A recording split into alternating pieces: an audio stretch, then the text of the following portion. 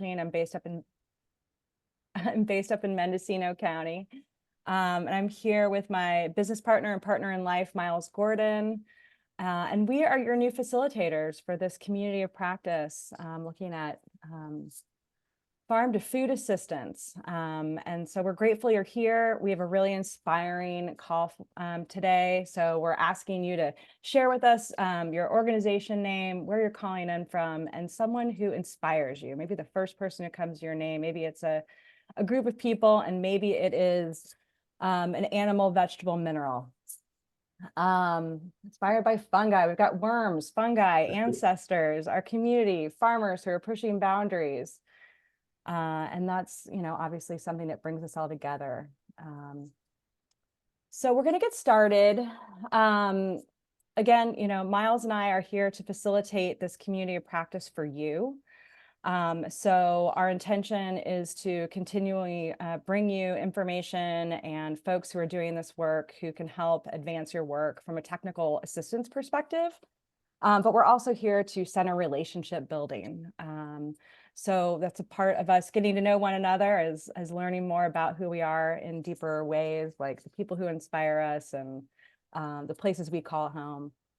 I'd love to remind everyone about our community agreements. Miles, if you could, thank you. So if you could just take a minute to read these community and cultural agreements that we have here at the Food Systems Leadership Network. And just, this is how we show up in this space together. This is how we share this space. If you would like to hold one for yourself for your participation today and hold it as an intention for how you're going to show up for everyone else, that is a good way of using these cultural agreements. And I just want to share a little bit too around some housekeeping. So, we're going to be doing some breakout groups today.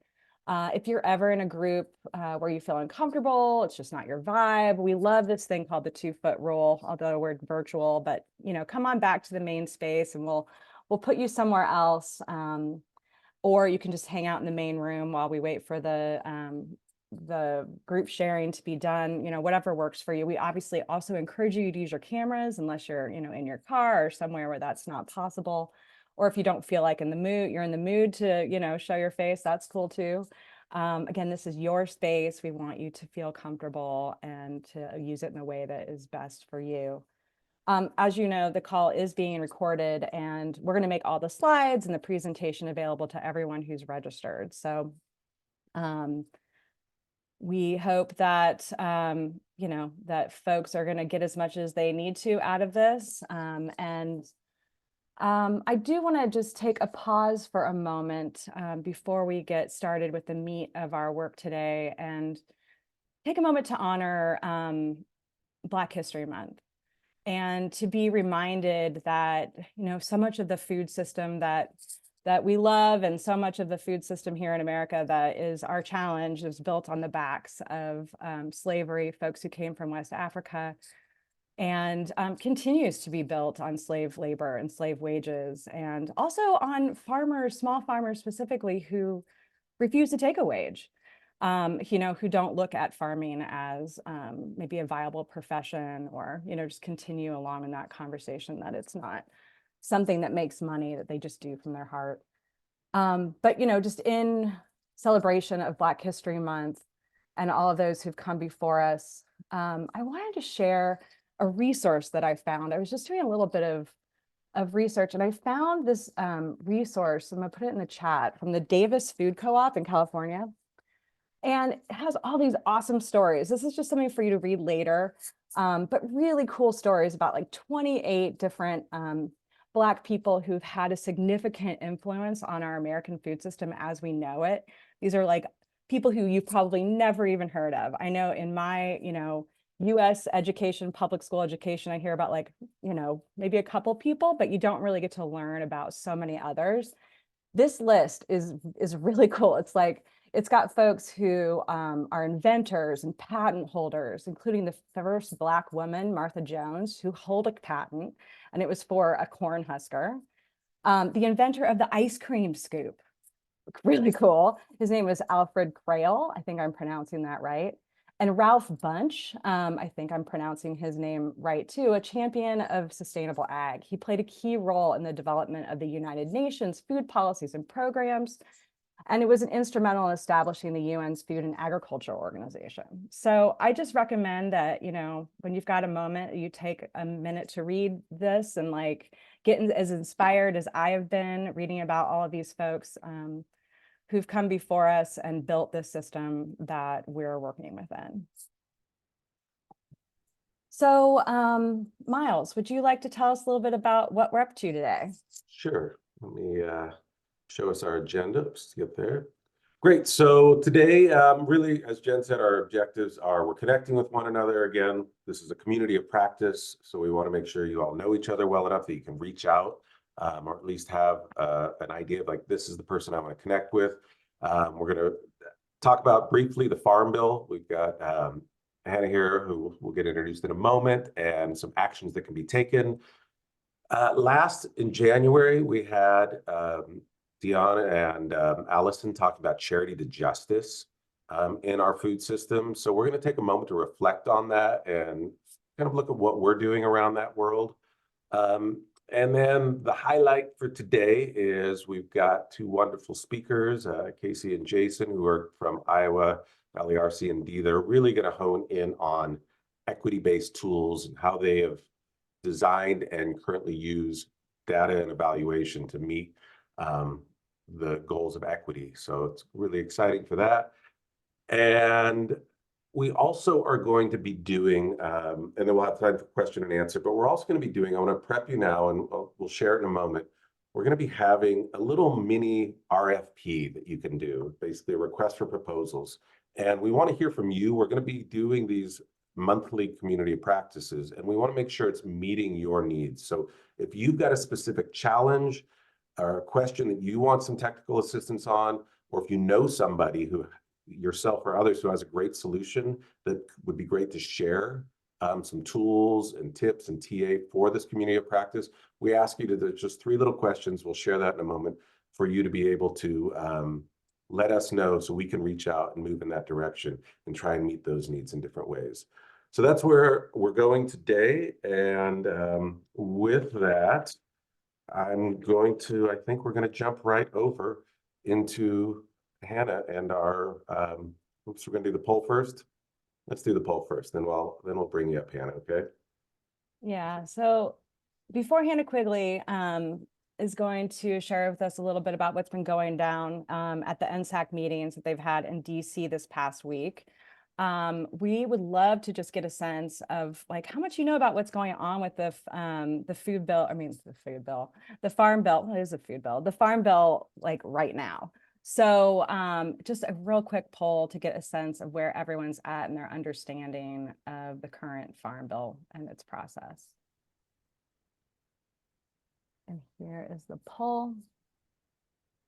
So what's your level of understanding about the current Farm Bill? You're on it, you're currently advocating, you're following, but you need an update or just really haven't had time to keep up to date.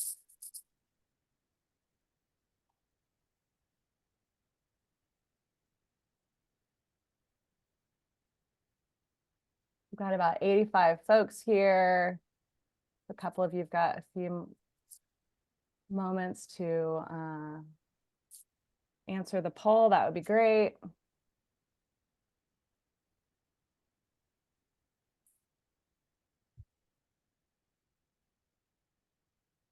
Right.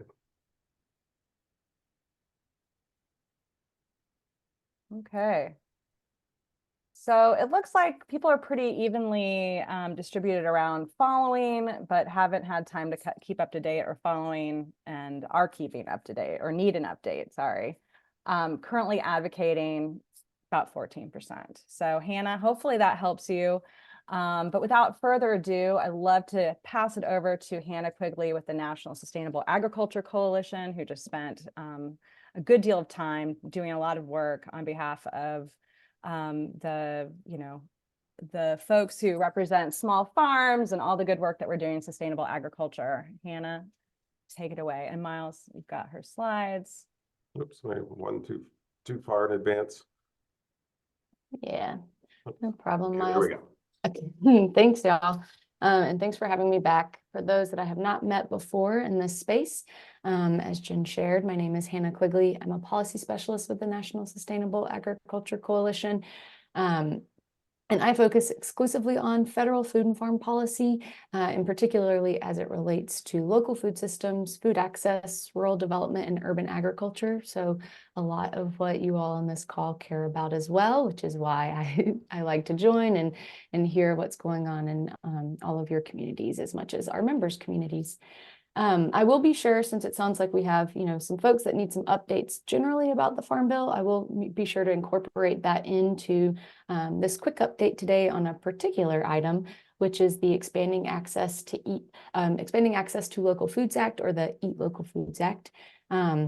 Which I have shared about before. And this is the work from Senator Reed's office, and shout out to Ava here from Farm Fresh Rhode Island that's done a lot of work in this office to bring this bill to life. But the bill itself would create a permanent local food purchasing program, or a permanent LFPA. The intention of the bill is really to implement, for the most part, the program as it already exists today, but to offer some tweaks to improve its impacts and also hopefully address some issues that have been shared in these calls, among many other spaces as well. So I know that I hope that a bill summary and even the full bill text has been shared with the network. If not, I'll be sure to drop those links in the chat today before the end of this call so that you can have those. Right now, I'll just do high level, again, some elements in this bill that stand out of what exists currently as the LFPA program. So like I said, it would, create that permanent program. When it comes time to determine the funding level out to states, actually first tribes will be considered first and foremost for that funding allocation. So that way they're not competing with states. So that's a unique difference in how the program would be structured. There is a max amount that, administrators like the state agencies could spend on administration. And there is a requirement of some of that funding for administration to actually be used for food safety training and technical assistance to growers to increase their abilities to participate in the program.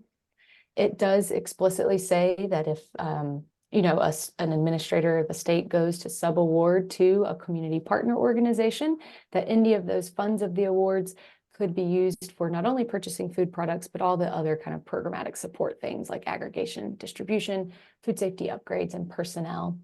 It gives 3 years for localities to spend that money. We know that, it's been rocky to start in some places. So we don't want folks to feel pressured. So it does have that longer spend down time. And then currently the way the bill is structured, it would have both a mix of mandatory funding that comes every single year, and then also the ability to secure additional funding through an annual appropriation cycle. So now I'll just kind of do a quick explainer of some of those elements for you all. So we are in the process of having a Farm Bill reauthorized, which is a massive federal piece of legislation that really, it dictates the laws, the spending levels for almost everything that relates to food and farming in our country. So from crop insurance to commodity payouts to the Supplemental Nutrition Assistance Program like SNAP. And currently, the LFPA program, it's not funded through the Farm Bill. It was a one-off temporary program designed as a COVID-era relief and recovery program. But the goal, obviously, is because we see the impact both in our food and farming space that we would want to incorporate that into the Farm Bill to create a permanent home for it in all future programming. And so that's just a little bit of a quick explainer of, we have this one single bill here that's about to be introduced later this month, but the intention is for it really to be incorporated into the federal Farm Bill so that it can live on much longer from now. So we can go to the next slide, Miles. So some of you might be like, yes, this is that moment I've been waiting for.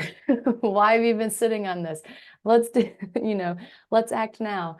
NSAC members from our coalition are also really excited at the idea of potentially having a permanent LFPA program as well.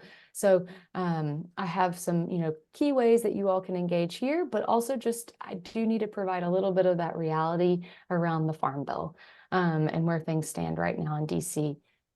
Money is very tight. as if you know, and you have seen, if you're following it all, even just kind of from the periphery, you know, we've had almost a government shutdown multiple times. It's been a divisive past year in trying to determine, you know, how limited funding should be spent in our country. And so that also applies for Farm Bill negotiations as well. I just say this tension because what it really means, you know, is there is a bit of back and forth between kind of what you perceive as traditional commodities, as well as nutrition programs like SNAP and even the LFPA program to some degree.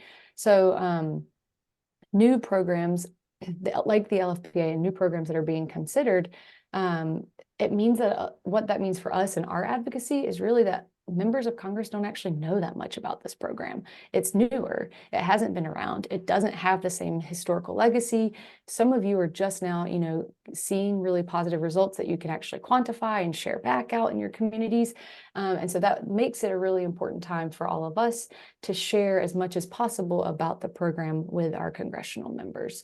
So I have a few key ways, and I'll walk through those here that you can get involved. The easiest, first and foremost way is if you want, you can endorse the bill and you can say, hey, I love this. I love LFPA. We really want to see this be a permanent program. And you could do that by filling out this link here. And I'll be sure to drop that in the chat as well again. And really what they use this for in Congress is when Senator Reid's office goes to try to increase support from other congressional members, they'll say, hey, Iowa, look at this. All of these organizations really care about LFPA. You should also care about LFPA. So that's just so you can understand what an endorsement looks like and like why you might endorse a bill. And then the next two, you can reach out to your member of Congress directly just to tell them about the program. Tell them about the impact that it's having on the ground, how many farmers you're working with, new farmers you're working with, what type of unique foods you've been able to offer in your communities for the first time. You could be even more direct. You can reach out to them and say, hey, I'd like for you to co-sponsor this bill. And in a second, we'll throw another poll in there so that if you are interested in making that direct ask, I won't leave you hanging. I'll provide you with some resources so that you can know how to do that outreach, and you can feel confident in doing so. And then lastly, you might not want to, you know, connect directly to your member of Congress. But again, it's all, as I mentioned, it's all about sharing the story and sharing the impact. So you can write to your local news outlet and share pictures, talk about the impact that you're having in your community, and let them elevate that story as well. You can, you know, kind of call out your congressional member or then send that article along to the local offices just to highlight again for the program. So these are some key ways to get involved, and I'm happy to follow up, and I'll share some resources in the chat momentarily. Before we get to that poll, we do have a question in the chat, which is, how likely is it for this act to be heavily debated while the Farm Bill is reauthorized? Correct. So the bill itself, it won't. And traditionally, when the bill is being considered, it's going to be referred to the Agricultural Committee, which is where, you know, it's housed. And because of the timing of the Farm Bill reauthorization, that's where it's going to be considered just to be lumped into the Farm Bill itself. So in its negotiations will be in the larger context of the Farm Bill, not in this individual bill. Thank you so much. And, you know, and just correct me if I'm wrong, but especially for those organizations that can't do any direct lobbying, you know, in addition to doing like local news stories, like putting your local representatives on your emailing list for your newsletters is also really effective way of storytelling. Yeah. All right. So should we launch that poll? Oh, wait, Eileen's got a quick question. Actually, I just want to share some good news. My Senator Shaheen, her office reached out to me with a copy of the bill and all the one-pagers and wanted feedback. I gave them a tremendous amount of positive feedback from the farmers, from the end clients, from the agencies, and offered to testify. This program in New Hampshire has made a tremendous difference, I can't tell you. So they're already pretty active about it. They know how much we've benefited from it. So I just want to let you know there's a senator out there that's already pretty active on it. Great. Thanks, Eileen. And also kudos to you for having that relationship with your senator. That's ideal. So great job. Well, we've got some more questions in the chat, but we need to move along, and hopefully, Hannah, maybe you can address some of those individually. But we're going to run this poll so we can get to some other inspiring conversations. But thank you so much. So this poll is really just about, as Hannah said, are you interested in reaching out to your member of Congress? Did you need support to do so? So Hannah is happy to reach out to you directly. We'll be pulling the poll report so she can get your email and make sure that you get all the information that you need to do the work you want to do. Thanks to everyone for all your work that you're doing to make this. It would be so cool to have this as a permanent funded resource for our communities.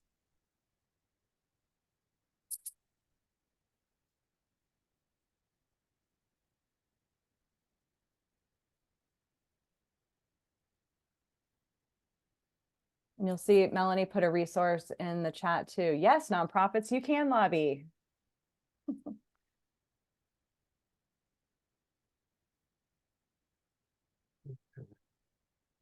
We got another minute or so here. Okay,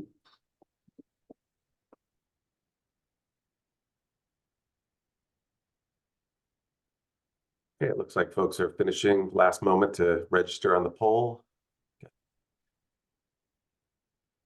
Okay, Hannah, feel good?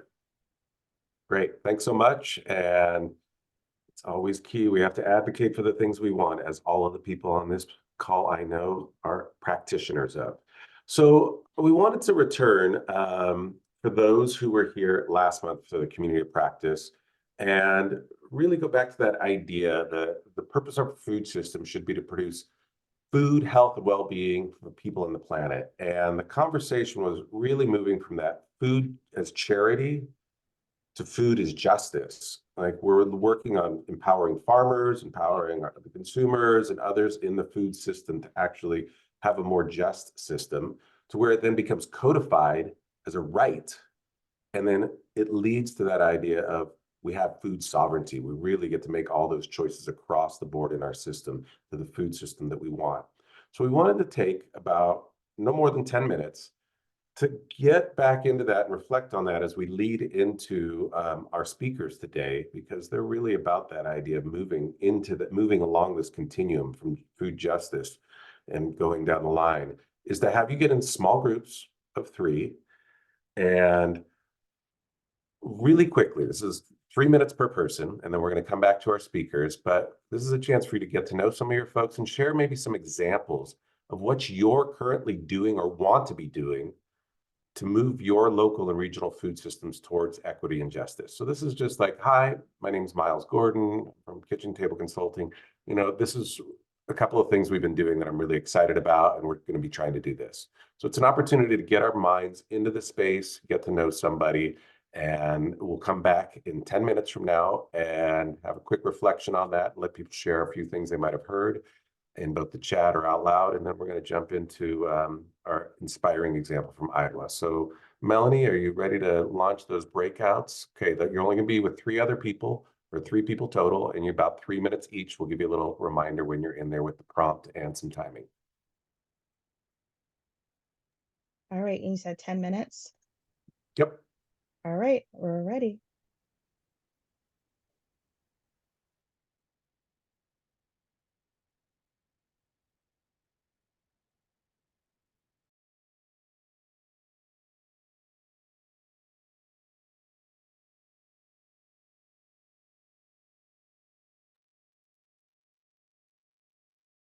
Oops, I may have moved Jen into a breakout room.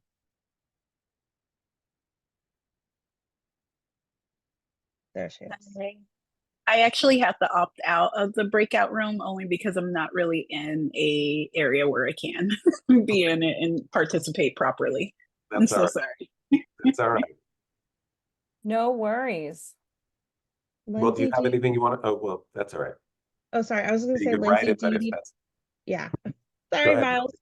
I was going to say, Lindsay, do you need any help getting into a breakout room? I know sometimes people are on their phone or driving and can't move over. I'm currently working on contracting, so fair enough. I'm listening. Did Jen or Melanie, can you drop the prompt in? Yeah. Oh, maybe Melanie, you can do it since I'm not running the breakouts. Do you want me to? Do you have it there? And then if you can also then, when we get halfway through, 5 minutes, and then we'll give a 1-minute warning. How's that sound? Sounds good. Okay, so the prompt that I'm Here, dropping I'm gonna, in. I'll send it to you. Okay, thank you. Sorry, I'm following along. I just have a bunch of tabs. No worries. Likewise, I have like 25,000 tabs open on my computer. Okay, so I'm not going to be screen sharing again until the very end. Correct. We'll get back. I'll introduce the speakers and then we'll put Casey and Jason on the spotlight, meaning their slides. Can we spotlight Casey and Jason as well as they have? Yes. That'd be great. Absolutely. All right, I sent that message over. Thank you. So I'll just give a couple of minutes at the end for if anybody wants to share out in chat or in the large group some kind of inspiring things they heard people doing, and then I'll pass it to you, Jen, or you can just take over when it feels like it's time. Wow. Okay.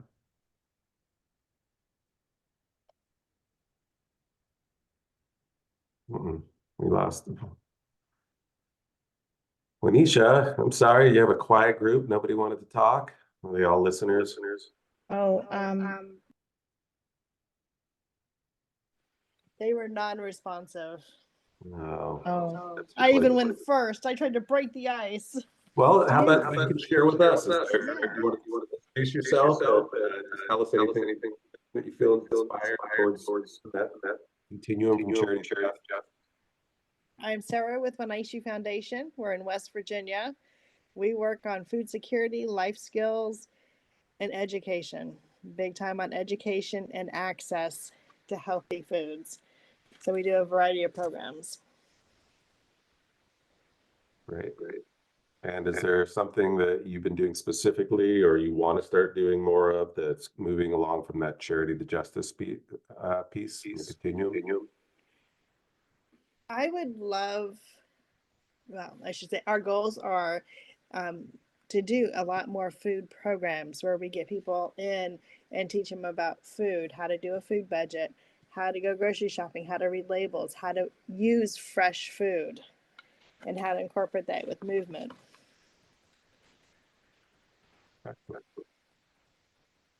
So, And some other folks coming back.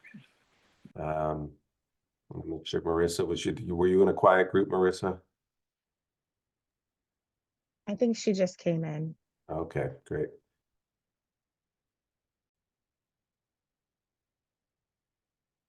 Great, welcome back. Give another moment as everybody comes back in from the rooms and they close.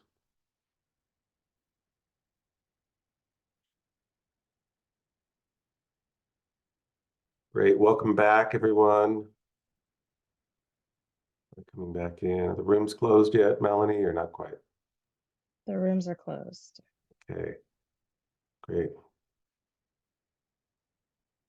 Did we lose some folks? There, we got some people coming back in, still good. Great. All right, so in these some people, well, we still have people popping back in. Hold on, we'll wait. There we go. There they are.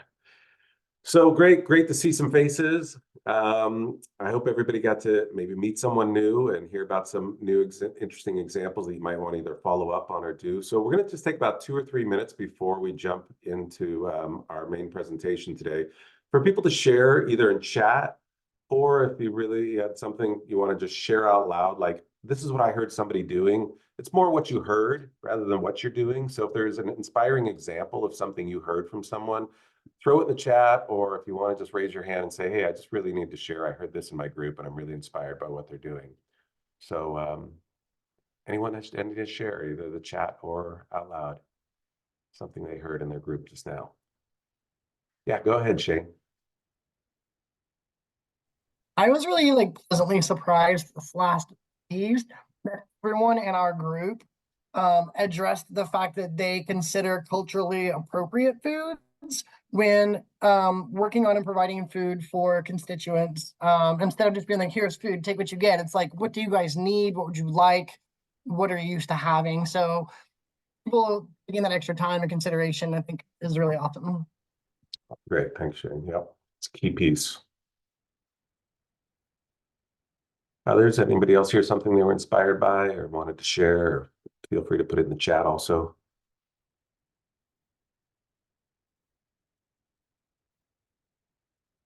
Loved hearing from a farmer about these dollars and how they've impacted their farm. That's great. Yeah, we want to know those stories because that's who we're looking to make that big impact with. And when we can hear from farmers, it's key. Great.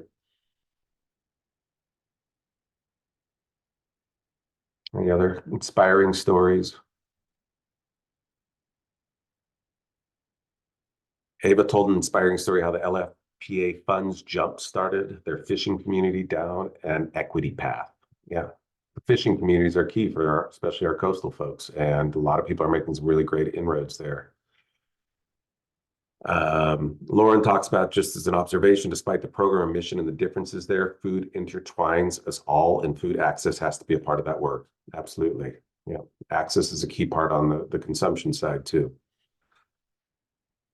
Okay, well, if things keep coming, feel free to write them down because we always need inspiration. A lot of times we talk about, I have people say, you're just preaching to the choir. And the best thing I always heard is the choir needs to practice. So we want to hear it. Great, so I'll turn it over for an introduction to Jen to introduce our two speakers today, and we'll get into the heart of our presentation from Iowa. Great. Well, so we kind of have a loose theme this today, which is really just about inspiration, right? So just inspiring us all in our work. And folks have been saying that they need, some like concrete examples of like how things get done. So we brought Casey and Jason from Iowa Valley RC&D to come in and slay a presentation about how they get things done, and a really inspiring model. About which the Wallace Center is going to be releasing a case study that Iowa is a part of. Look for it soon. It'll be coming out. Actually, they are looking for like 4 more states to highlight. So if you are a part of a state that is especially represented by Republican senators with meat processing of any kind, and you're doing some really great stuff with your LFPA work, the Wallace Center wants to speak to you. So reach out to Melanie. She would love to hear from you. But this is about Iowa. We really want to spotlight the great work that they're doing today. And you'll be hearing from Casey. It's Ginn, right? Okay, thank you. Casey Ginn and Jason Grimm from, like I said, the Iowa Valley RC&D. They're based in Amana, Iowa. Amana or Mana? Amana? You can tell us. Casey is the operations director, and she's been with the organization since July of 2022. And within their LFPA work, Casey serves as the primary staff overseeing the program's initial implementation and continues to lead and manage the data systems. Jason is the executive director of the organization. He's been there since June of 2009.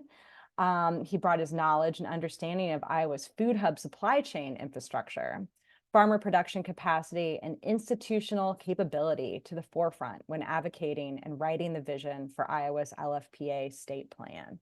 So it is our honor to have them here today. We hope that you're as inspired by what they're doing as we are, and I'm going to turn it over to y'all. Okay. Thanks, Jen.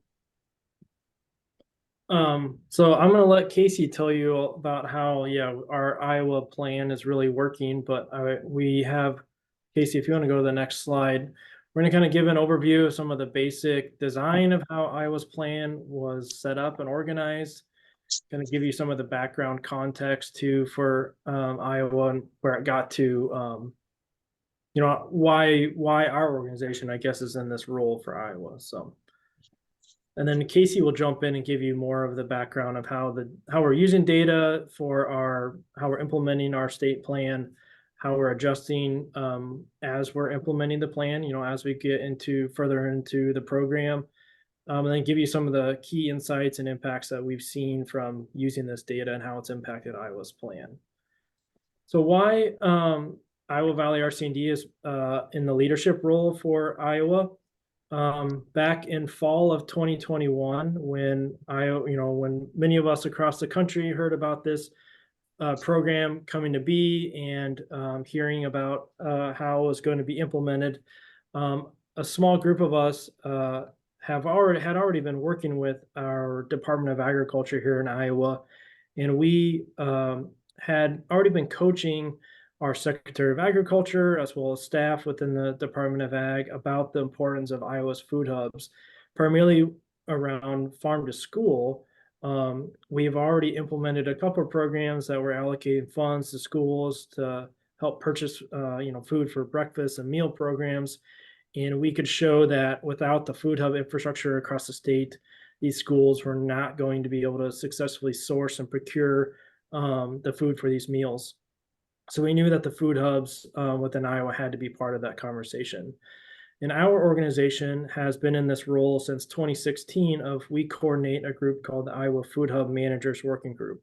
This is a group of about 7 food hubs, usually about 12 individuals. And this group meets every other week today virtually since COVID, actually, and even longer than that. Our organization does a lot of work also in value chain work across the state. And we provide a lot of technical assistance to producers in our region, specifically through food safety, on-farm production, infrastructure. We run a land access program there as well. Hey, Seth, I'm taking off, right?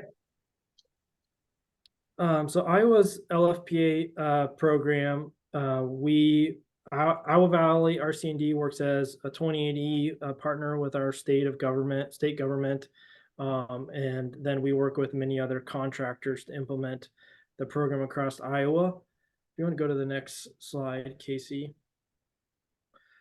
So Casey and I are the ones that are here presenting, but we wanted to, this is kind of a diagram we made very early on in the program, and it helps highlight the different types of partners that we're working with across the state. But Casey and I just added up this morning. This isn't individuals, but we know that more than 1,100 organizations, committee members, and staff across Iowa are supporting this program. That doesn't count like volunteers or numerous other staff at some of the support organizations. But it is definitely a state effort to implement this across Iowa.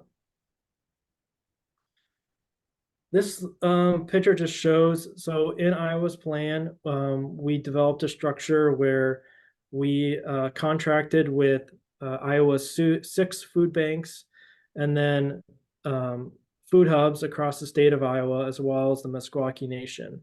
So each of these partners were identified as our distribution partners when Iowa developed our state plan.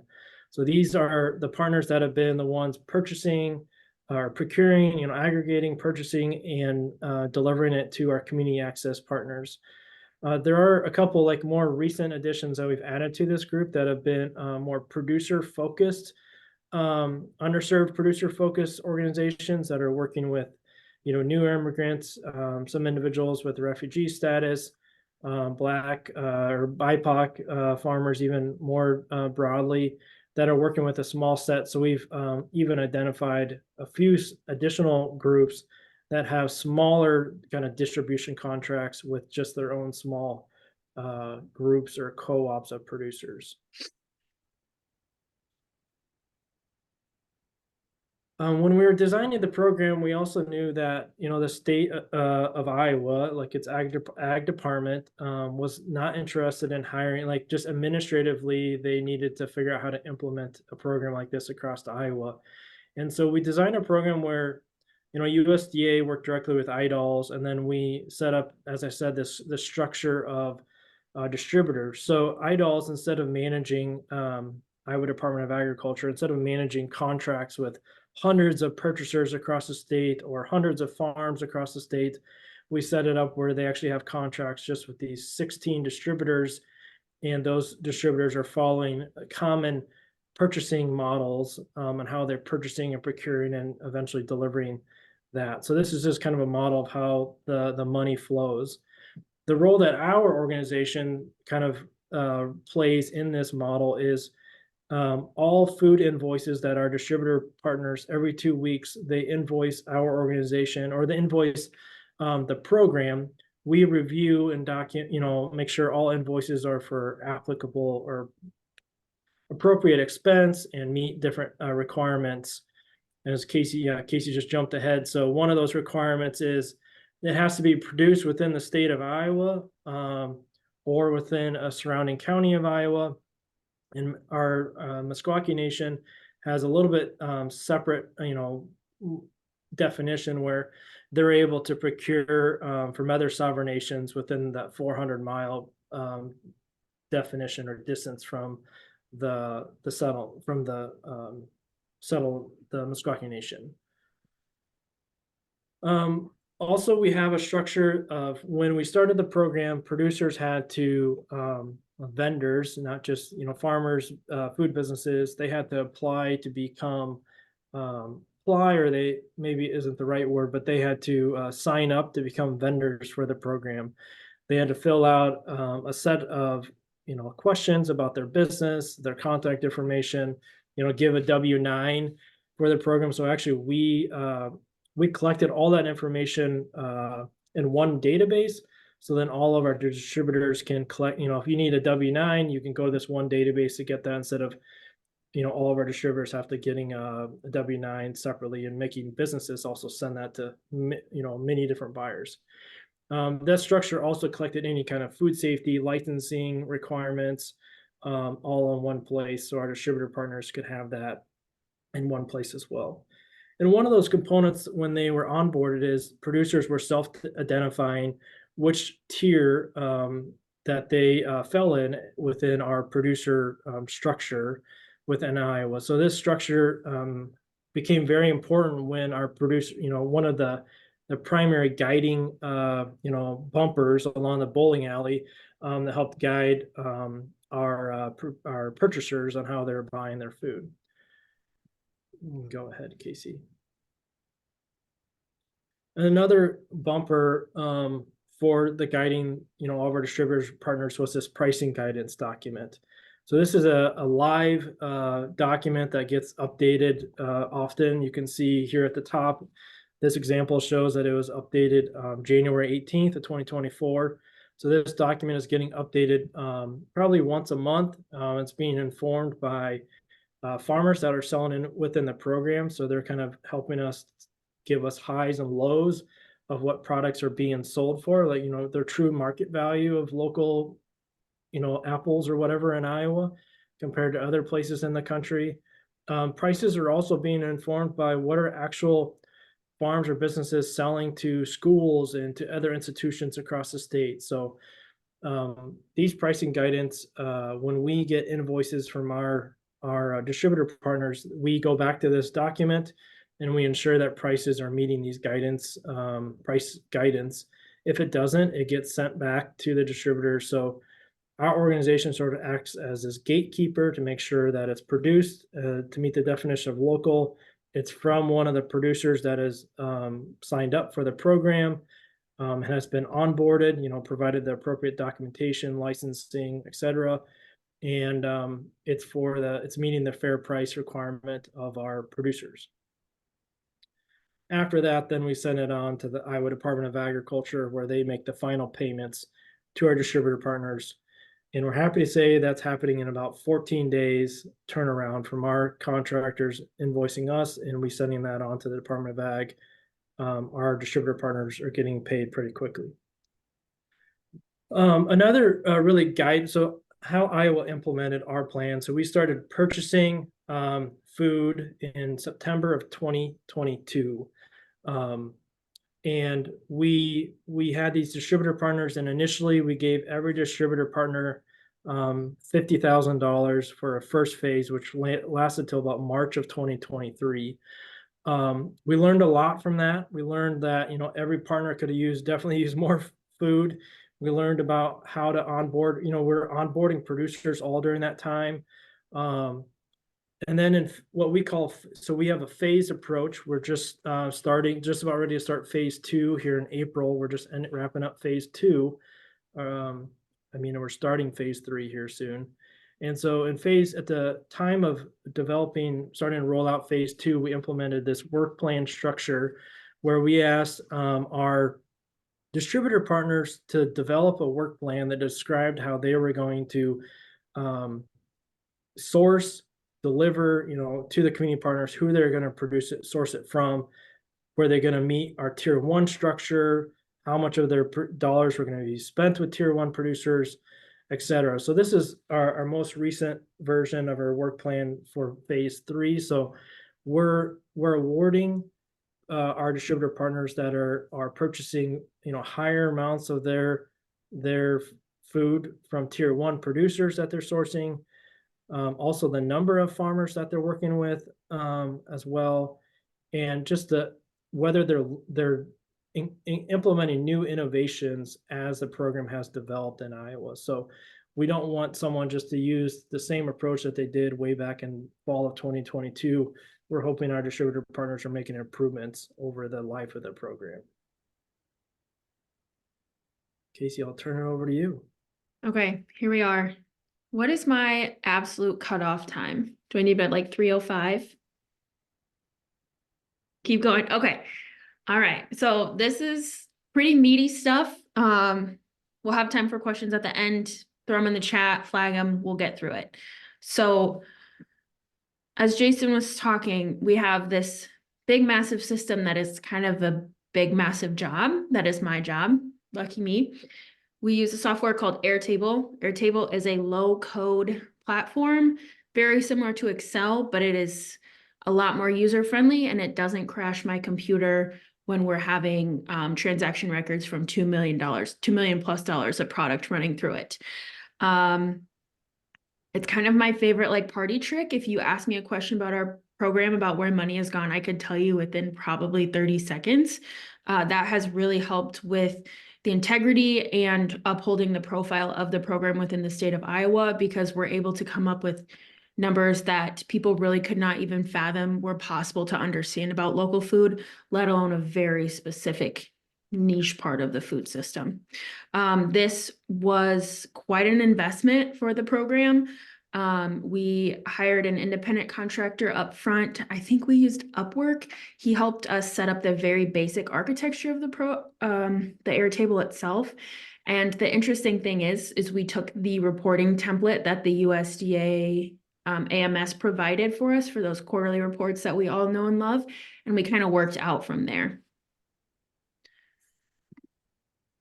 So if you think about that 3-part bucket kind of flow chart Jason showed a couple slides ago, if we start on the far left of the slide, we have our farmers and producers.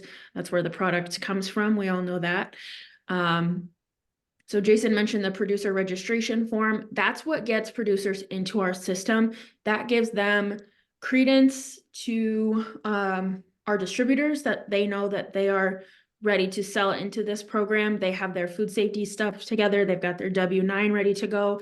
That also gives producers a warm handoff opportunity to the 16 distributors around the state. Something that's really interesting to look at through the data is we can see that most producers are selling to multiple distributors rather than just one in their specific area.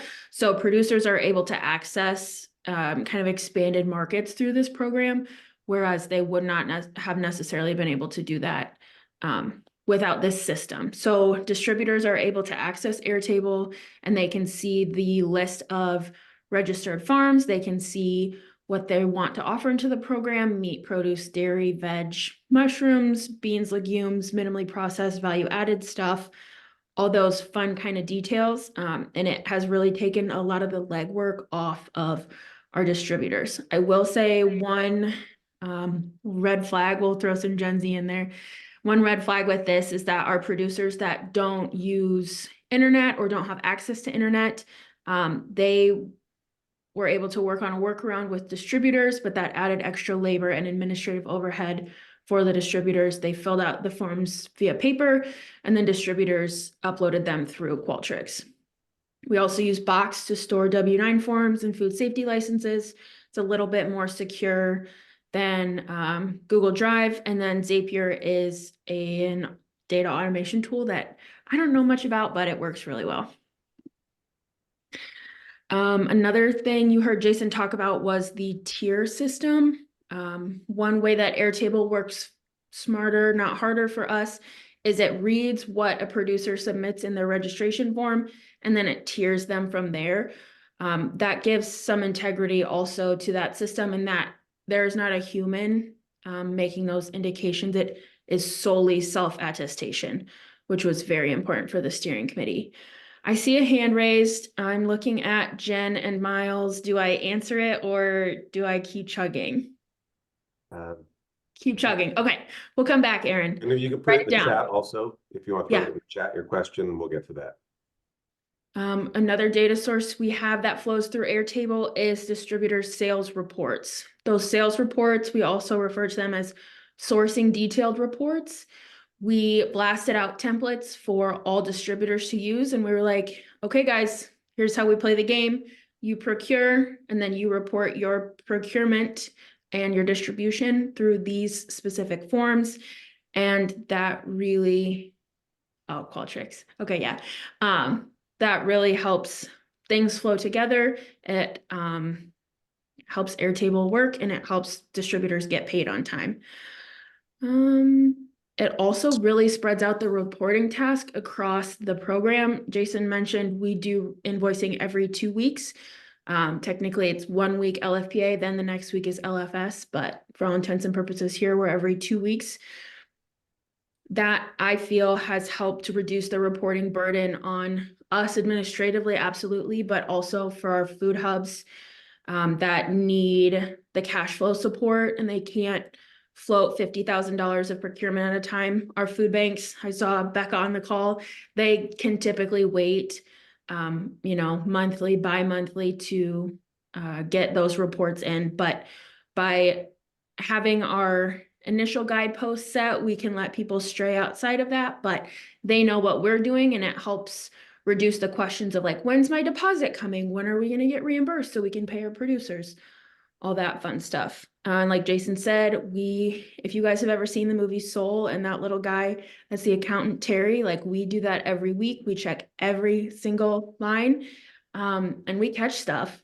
I'll pick on Becca since she's on the call. We had some watermelon from a report in September that was a couple weeks out of, or a couple dollars per pound out of guidance. And we had to go back. And a lot of times what happens is it was just a typo. It was just human error. We all have a good smile about it and we move on because producers got paid a fair price for their product and the consumers got the optimal product through a community access partner. This is pretty much done through Excel or Google Sheets.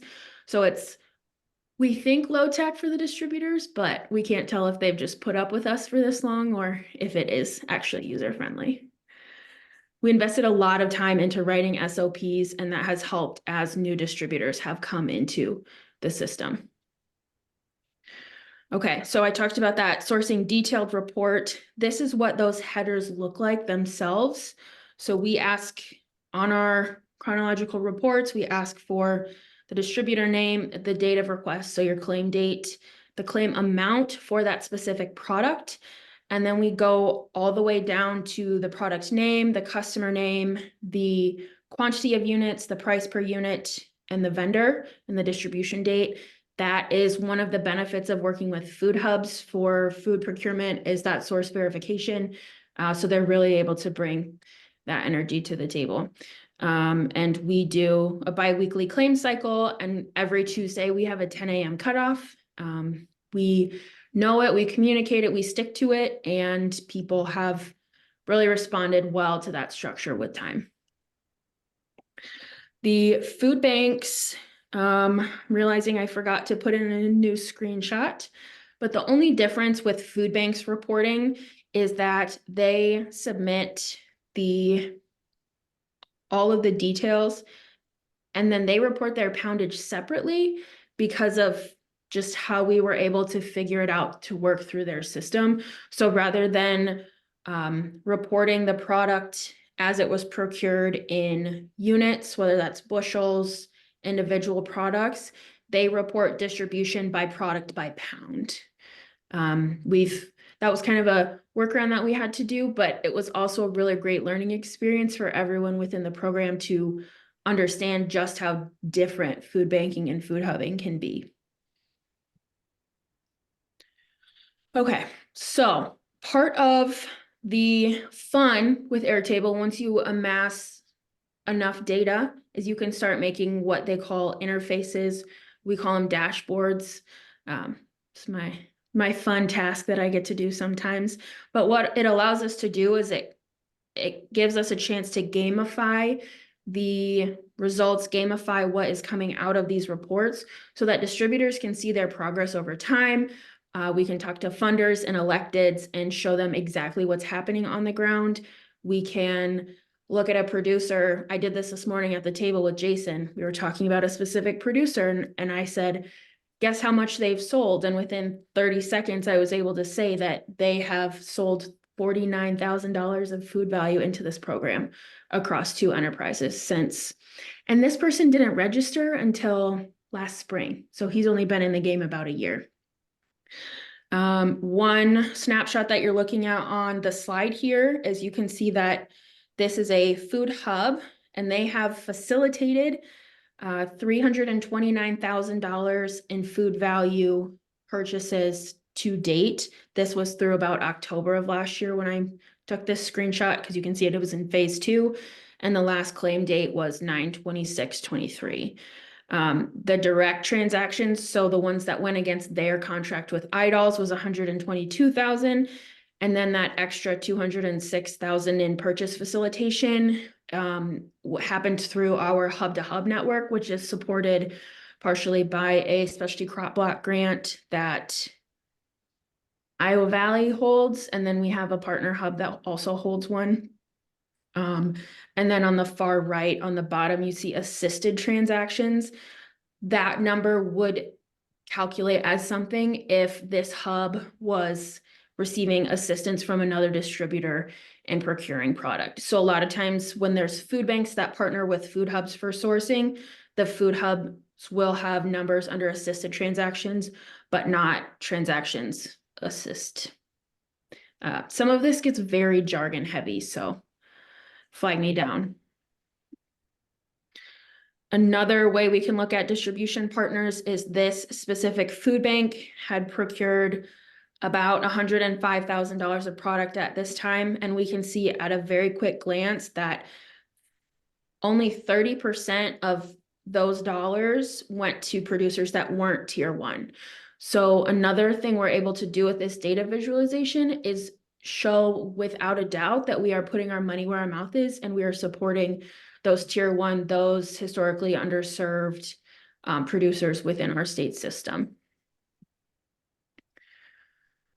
One other fun piece is we can look at progress over time. So starting on the left, we can see how many producers this specific distributor sourced from overall, and we can go by phase. And then we also can see program all-time numbers. So this producer worked with this distributor worked with 25 producers in phase 1. Phase 2, they had a goal of 30. That goal came in through their work plan and we institutionalized it within Airtable. And it turns out through the actuals, so like this is your P&L right here. No, budgets versus actuals. There we go. See, they were actually able to surpass their goal by 45. Now phase 3 will populate with time, but we can also see since September of 2022, they have sourced through 53 unique producers through LFPA. Same thing down below. This is looking specifically at tier 1. So we see a growth of 15 producers in phase 1 to the growth of 36 tier 1 producers in phase 2 for an all-time total of 39 tier 1 producers. The last but not least, that far right side of that flow chart is the Community Food Access Organization. So that's your pantries, meal sites, all those people that we know and love doing all the hard work on the ground. Those folks kind of come into our system two ways. One way is through the food bank reporting. They report the agencies that they send product to at the time of their reporting for reimbursement. And then any other orgs that are coming into our system kind of cold, or they're not coming in as a food bank partner already, are submitting a Google form that's just saying like, hey, I'm here. Here's like very basic contact information to just ensure that we fall within the parameters of the grant. We serve underserved communities.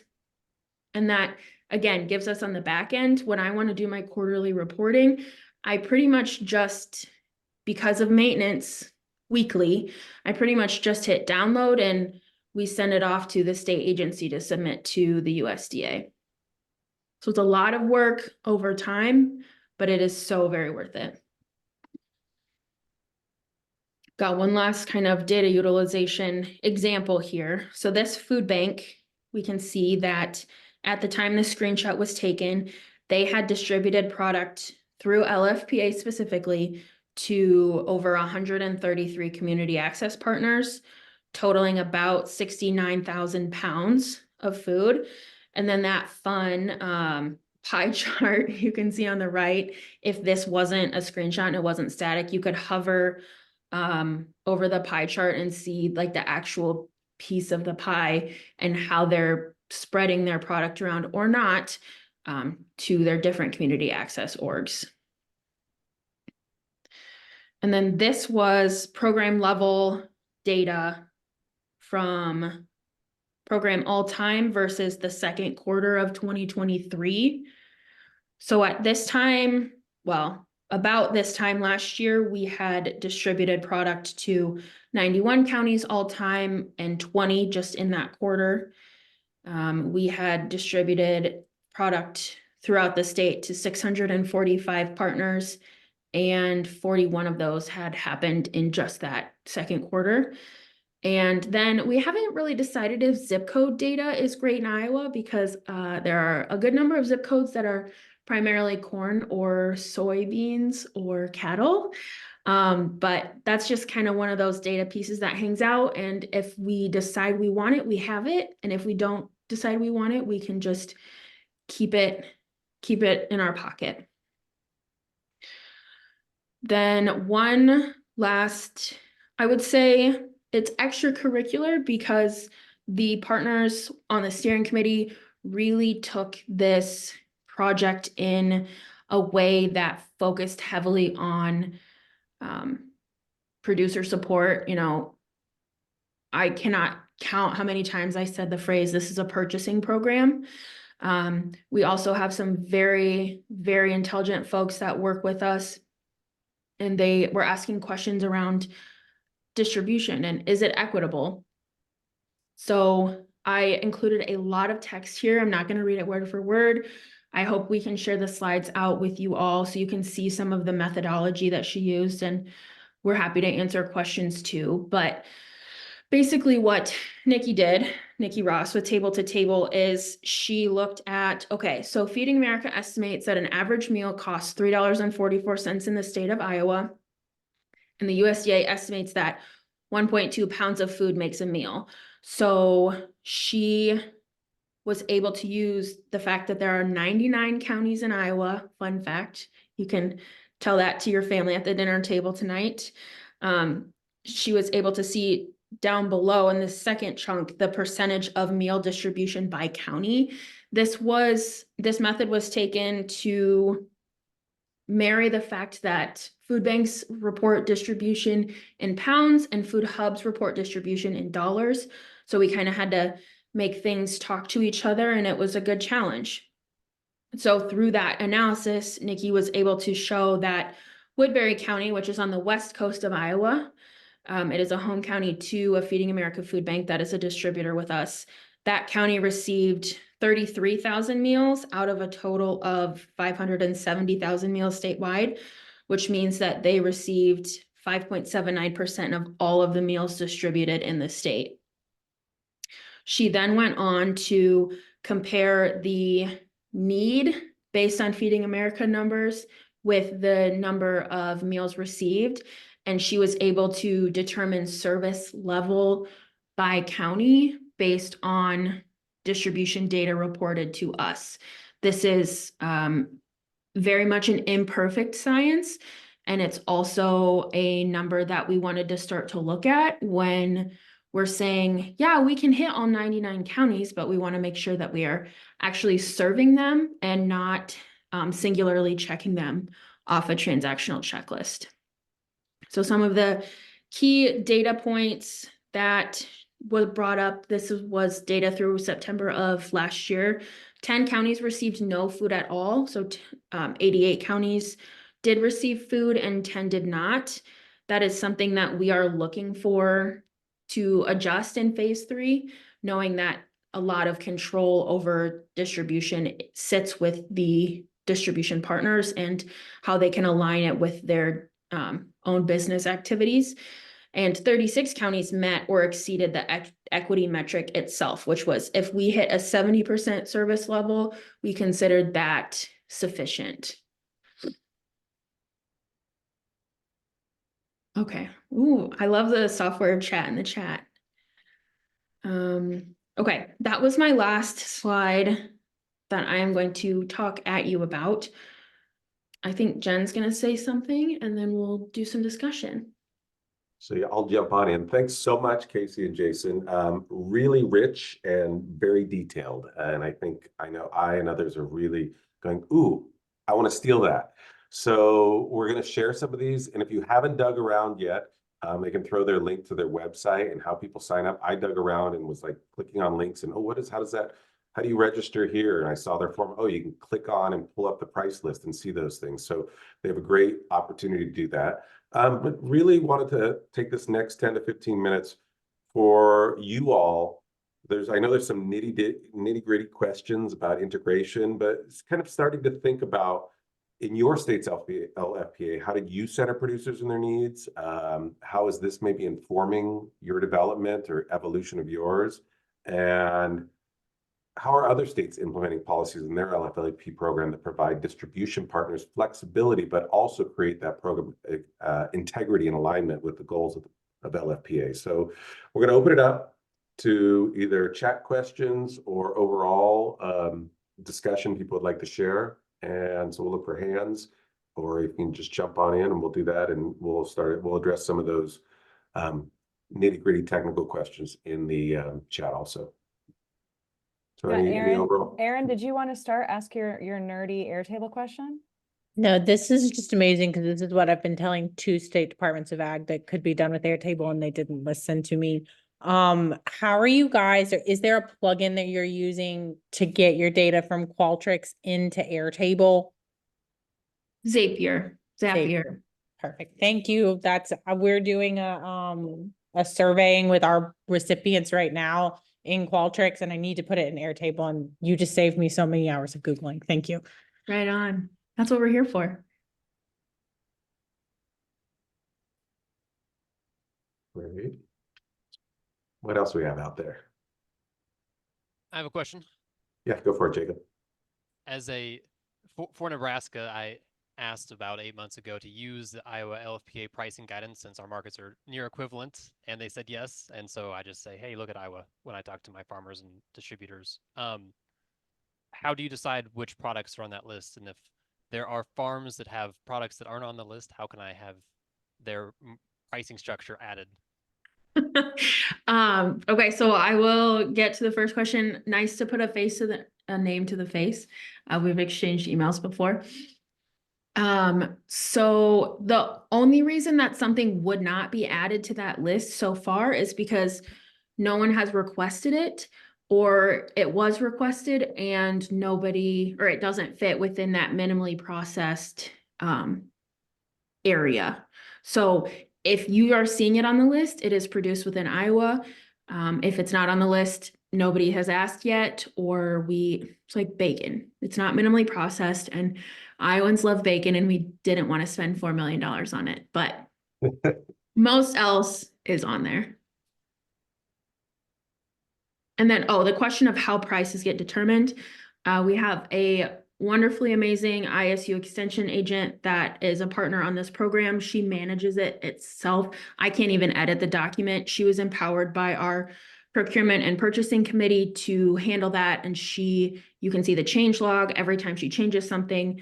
If there are questions, it gets bounced back to that committee that producers sit on. But the only time I've ever seen a price kind of get like, y'all need to calm down, was some really early season apples from a tiny producer. And she said, you can do it this one time, but then you're done. She has this wonderful grandmotherly quality. She's fabulous. Great, thank you. Other comments, questions?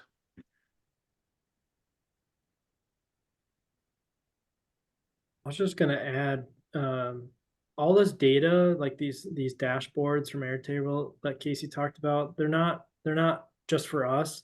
All the distributor partners can see their own dashboard, so it's very transparent to them of how they're doing. So they're making adjustments as the year goes, and so they're using that to inform their progress as well. We're not keeping that away from them, and it's really improves like the dialogue back and forth with them.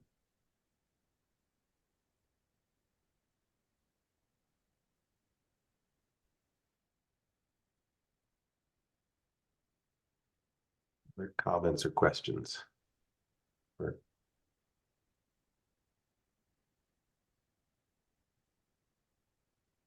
I do want to also point out that somebody asked, where is the pricing list? Something we're still navigating. Sophie's going to put it in the chat. Sophie is our program coordinator. She's Great. a star. She came in late, but she's killing the game. Great.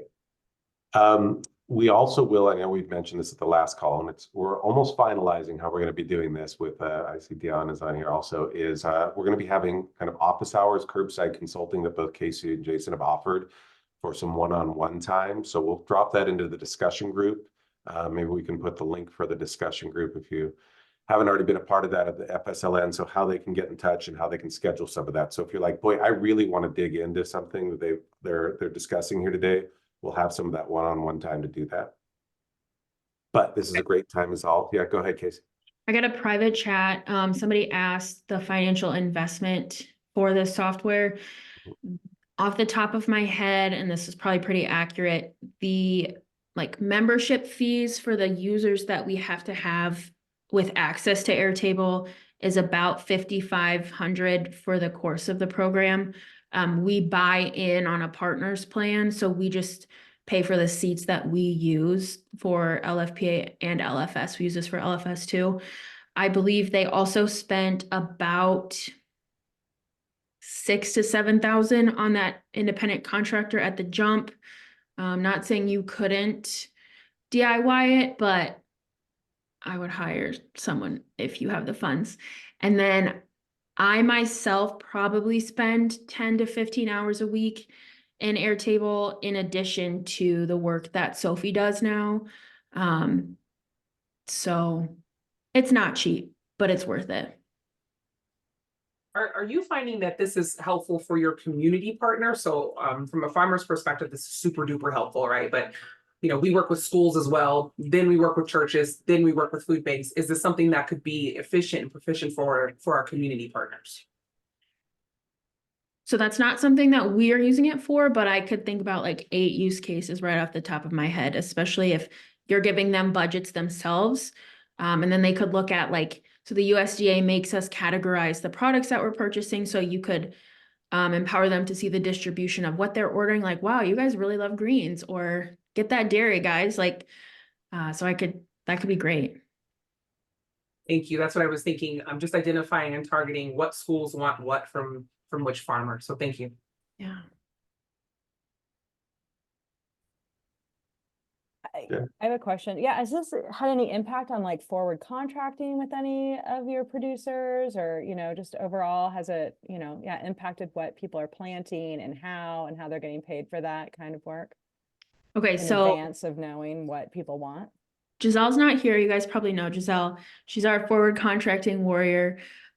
We have some administrative barriers in the state of Iowa based on how the funds flow that we are not allowed to do that. Becca, if you're still on the call, I'd love to hear some of the food banks with producers that are looking at larger procurements throughout the growing season are doing more of a a handshake, less of a blood oath, somewhere in between. I think that's been working really well for them. Maybe she won't come off mute or she had to leave, but that's where we're at in Iowa right now. Right. I mean, not necessarily formal contracting, but those handshakes where it's like, look, I know you can produce this for us. We really need this. And we're, we Yes, have yes. data So that shows instead that of this is what people are responding to. instead of saying, I think we bought about $8,000 from you last year, we can say we bought $12,704.18 of this XYZ product in this time frame. Yeah, that's incredible. Jen, Is we the- also encourage our distributors as when they're putting together these work plans to like have those communications with those vendors prior to them submitting their work plans. Like, so we're getting work plans like, I'm going to buy this from this farmer, I'm going to buy this from this farmer. So they're doing procurement / crop planning with these these producers as well. And are you finding that the producers are like, that's very helpful for them? And you said crop planning, but are they also working on food safety plans with them as well?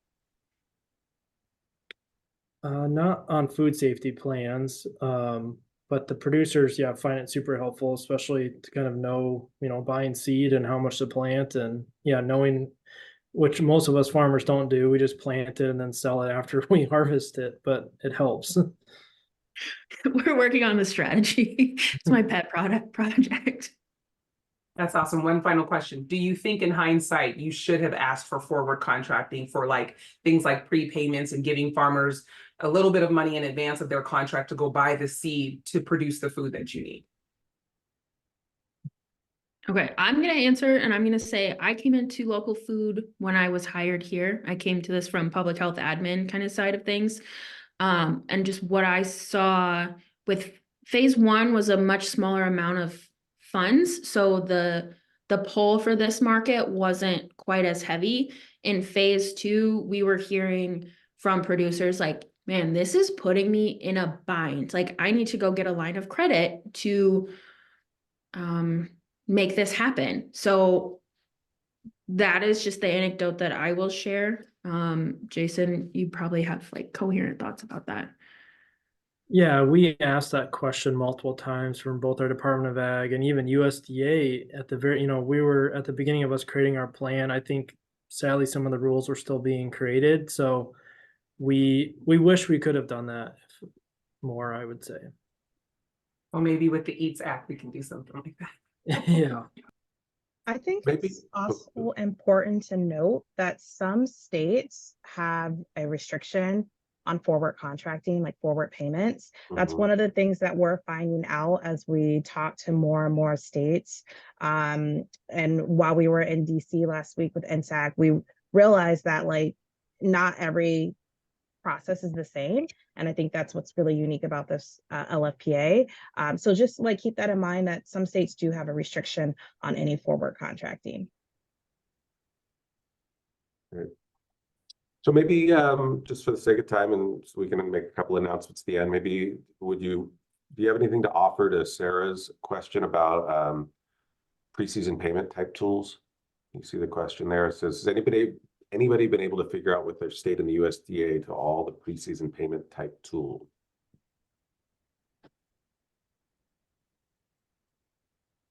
Are you speaking of like forward contracting, preseason payment type tool?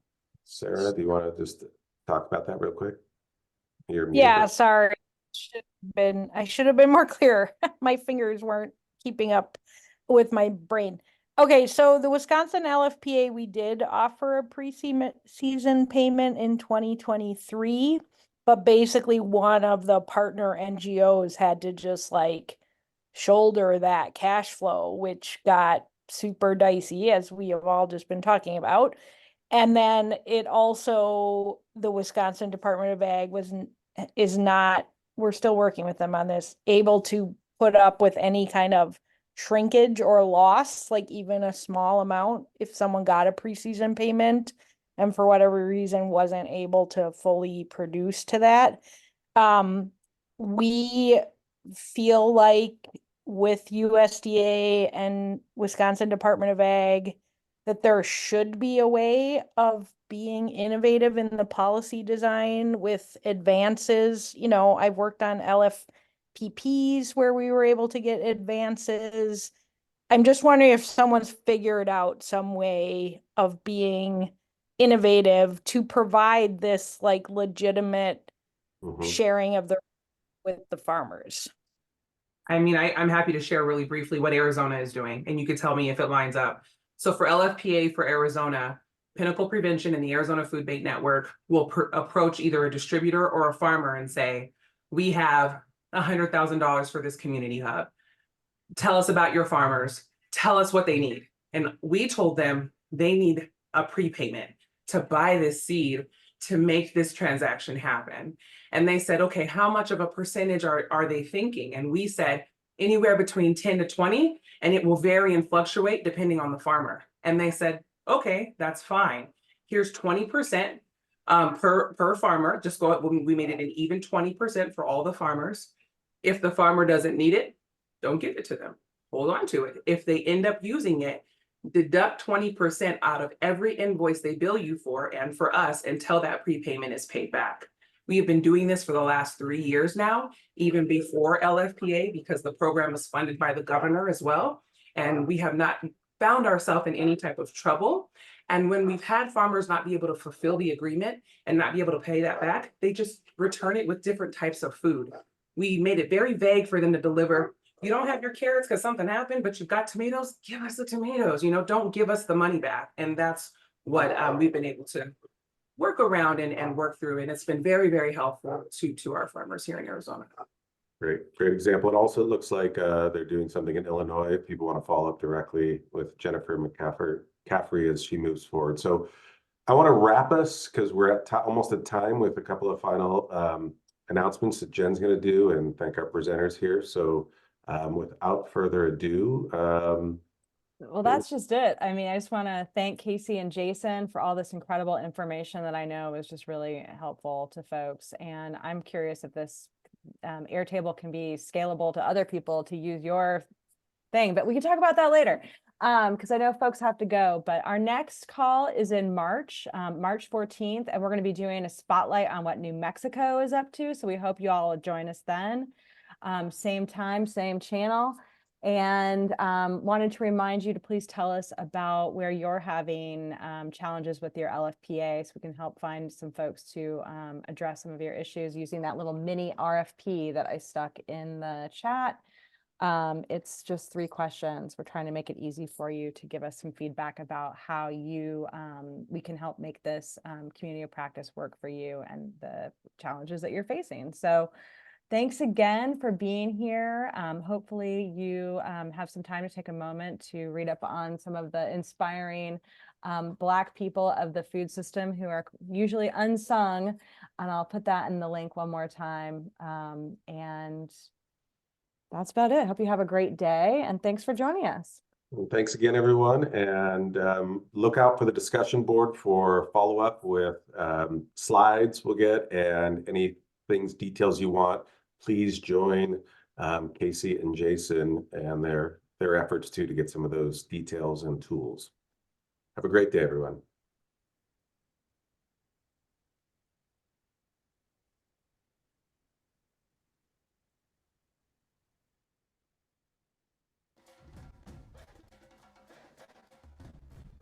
Anyway, Jason and Casey, thanks. I guess they're getting out of here. Melanie, are you on your way somewhere? All right. Have a beautiful day. Thanks for everything. Thank you. Thank you. This is wonderful. Yeah, I just love how organized